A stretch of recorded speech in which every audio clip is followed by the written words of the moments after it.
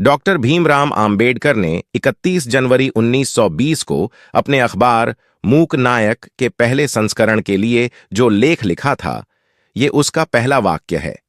तब से बहुत कुछ बदल चुका है, लेकिन बहुत कुछ जस का तस भी है। आम्बेडकर और मीडिया का रिश्ता साथ साथ चलता दिखता है।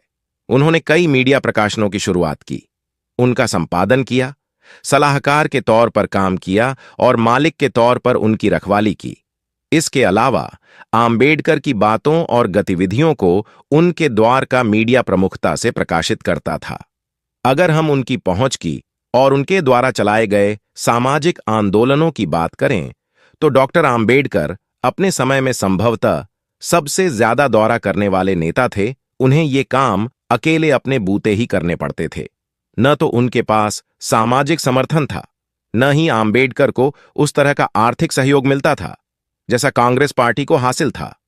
इसके विपरीत आम्बेडकर का आंदोलन गरीब जनता का आंदोलन था। उनके समर्थक वो लोग थे जो समाज के हाशिए पर पड़े थे, जो तमाम अधिकारों से महरूम थे, जो जमीन के नाम पर या किसी जमींदार के बंधुआ थे। आम्बेडकर का समर्थक हिंदुस्तान का वो समुदाय था जो आर्थिक रूप से सबसे कमजोर था। इसका नतीजा ये हुआ कि आम्बेडकर को सामाजिक आंदोलनों के बोझ को सिर से पांव तक केवल अपने कंधों पर उठाना पड़ा। उन्हें इस दिल्ली बाहर से कुछ खास समर्थन नहीं हासिल हुआ, और ये बात उस दौर के मीडिया को बखूबी नजर आती थी। आम्बेडकर के कामों को घरेलू ही नहीं, अंतर्राष्ट्रीय मीडिया में भी जाना माना जाता था। हमें हिंदुस्तान के मीडिया में आम्बेडकर की मौजूदगी और उनके संपादकीय कामों की जानकारी तो है, लेकिन उन्हें विदेशी मीडिया में भी व्यापक रूप से कवरेज मिलती थी। ये बात ज्यादातर लोगों को नहीं मालूम है।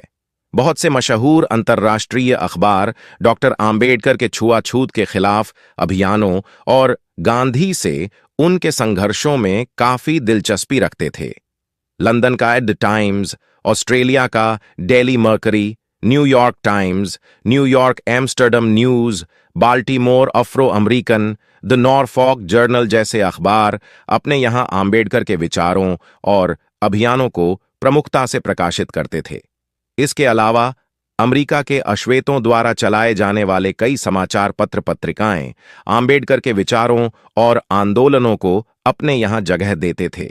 भारत के संविधान के निर्माण में आम्बेडकर की भूमिका हो, या फिर संसद की परिचर्चाओं में आम्बेडकर के भाषण, या फिर नेहरू सरकार से आम्बेडकर के इस्तीफे की खबर, इन सब पर दुनिया बारीकी से नजर रखती थी। मेरी किताब आम्बेडकर इन ब्लैक अमेरिका में मैंने बहुत सी ऐसी जानकारियों को खोजा है जो पुराने अंतर्राष्ट्रीय अखबारों में आम्बेडकर की विरासत के तौर पर सहेजी जा रही हैं। घरेलू मोर्चे की बात करें तो आम्बेडकर ने अपने सामाजिक आंदोलन को मीडिया के माध्यम से भी चलाया। उन्होंने मराठी भाषा में अपने पहले समाचार पत्र मूक नायक की शुरुआत क्षेत्रीयता के सम्मान के साथ की थी। मूक नायक के अभियान के दिग्दर्शन के लिए तुकाराम की सीखों को बुनियाद बनाया गया। इसी तरह आम्बेडकर के एक अन्य अखबार बहिष्कृत भारत का मार्गदर्शन संत ज्ञानेश्वर के सबक किया करते थे।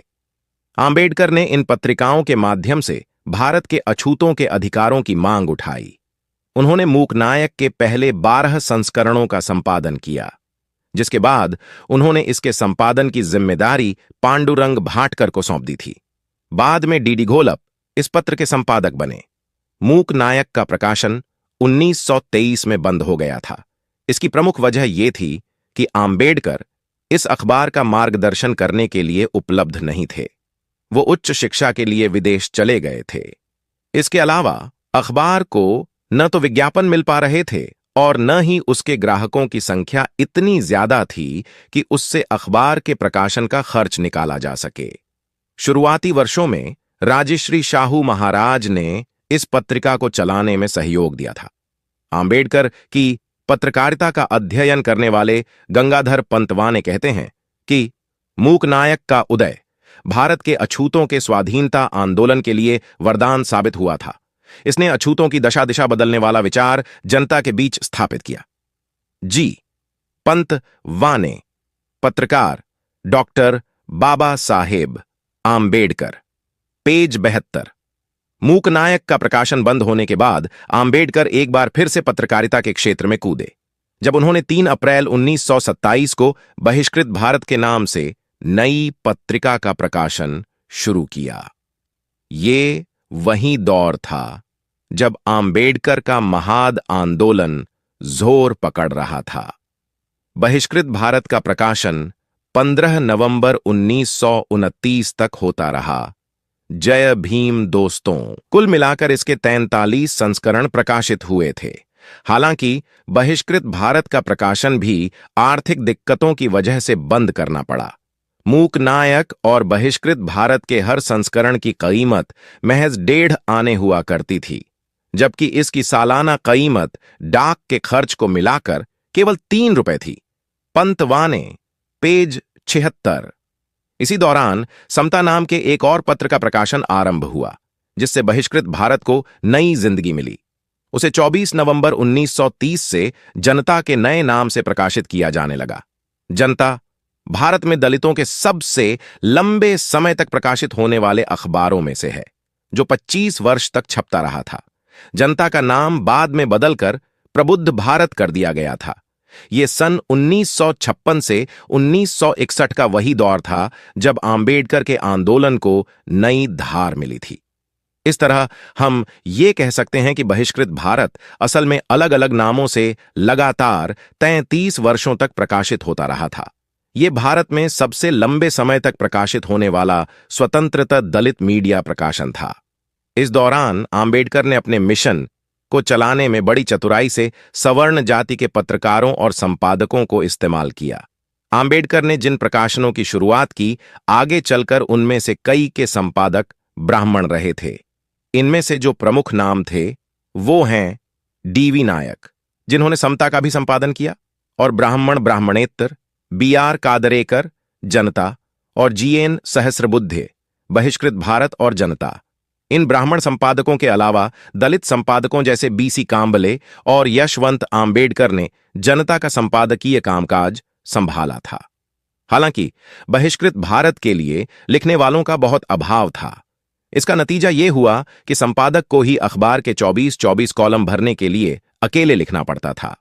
यशवंत आम्बेडकर, मुकुंदराव आम्बेडकर, डीटी रुपवाटे, शंकरराव खरात और बीआर कारदेकर ने जब तक मुमकिन हुआ तब तक प्रबुद्ध भारत का संपादन जारी रखा था। आम्बेडकर से पहले भी कई ऐसी पत्रिकाएं प्रकाशित होती थीं जो अछूतों से जुड़ी गतिविधियों की खबरें छापती थीं। ऐसी पत्रकारिता को जन्म देने में ज्योतिबा फुले द्वारा शुरू किए गए सत्यशोधक समाज आंदोलन ने बहुत महत्वपूर्ण भूमिका अदा की थी। सत्यशोधक विचारधारा के प्रचार प्रसार के लिए कृष्णराव भालेकर ने दीन बंधु नाम से बहुजन समाचार पत्र का प्रकाशन शुरू किया था। इसका प्रकाशन 1 जनवरी 1977 से शुरू हुआ था। इस अखबार ने दलितों और उनके विचारों को प्रमुखता से जगह दी। छोटे मोटे अंतरालों और लंबे अवरोधों को छोड़ दें तो ये अखबार करीब 100 वर्षों तक प्रकाशित होता रहा था। महार समाज के वरिष्ठ नेताओं में से एक गोपाल बाबा वालंगकर पहले दलित पत्रकार कहे जाते हैं। उन्होंने जाति और अछूतों के बारे में दीन मित्र, दीन बंधु और सुधारक में लंबे समय तक अपने विचार प्रकाशित किए थे। पंतवाने वालंगकर एक अद्वितीय विद्वान थे। उन्होंने हिंदू समाज की धार्मिक व्यवस्था की एक समालोचना विताल विध्वंसक प्रदूषण का नाश नाम से 1988 में प्रकाशित की थी। इस किताब के माध्यम से वालंगकर ने शंकराचार्य और अन्य हिंदू धार्मिक नेताओं से 26 सवाल पूछे थे। E Zelliot, doctor Baba Saheb Ambedkar and the untouchable movement, page 49। A Teltumbde, Dalits, past, present and future, page 48।